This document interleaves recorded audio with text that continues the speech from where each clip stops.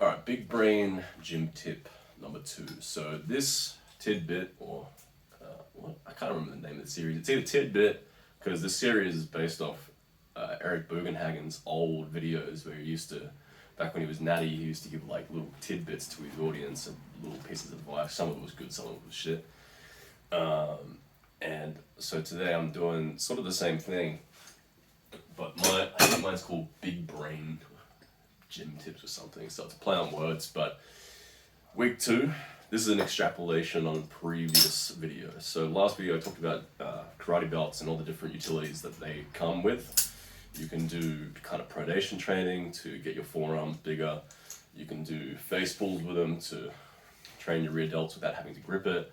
You can do all kinds of things with these. Now today is a combination of your standard powerlifting belt and the karate belt. So it's sort of an extrapolation, but you need both of these things.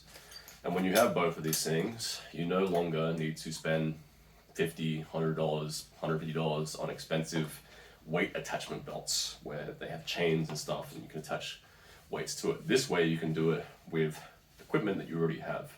$10 karate belt, numerous other purposes as I've already explained, and a weight belt that you probably already have if you do heavy squats and deadlifts. Now, there's 2 ways of doing this. The first one is you loop the weight through the belt like that.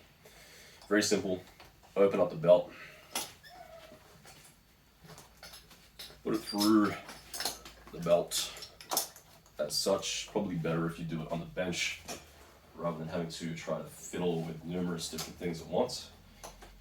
And bam, you now have weight attached to you with no cost at all. And you can do your chin-ups with these,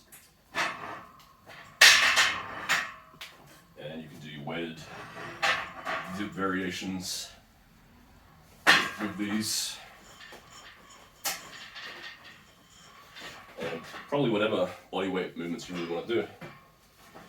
Now, at a certain point, if you're some freak that uses numerous 20 kilo plates, and you need to then also loop it through these holes, because the 20 kilo plate you have don't have hand grips, which a lot of them do nowadays, but if they don't, obviously it's going to have to go through the middle of the hole. It's a wide diameter plate, and thus this will be like all the way up into the belt, and it's not going to work.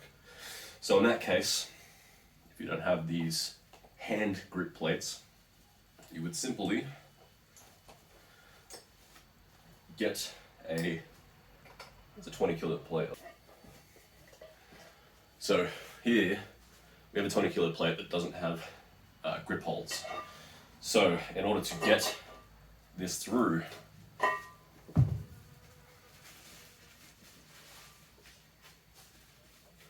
it has to look like this.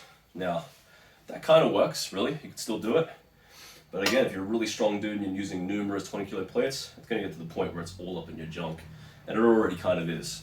You can't really have this. I mean, it does work, but okay, if you're a total freak and you're doing like 3 plate, 4 plate dips and pull-ups, which I personally am not, then you would simply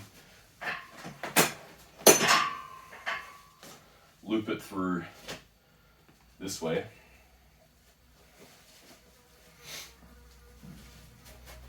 And that way you have a bit more length on the belt as such. And that way when it hangs, it's hanging all the way down there.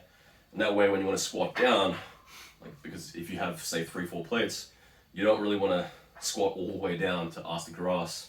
When it's all the way up here, you want it down here so you can just bam, deload it, take the belt off. So 2 different ways of looping the belt.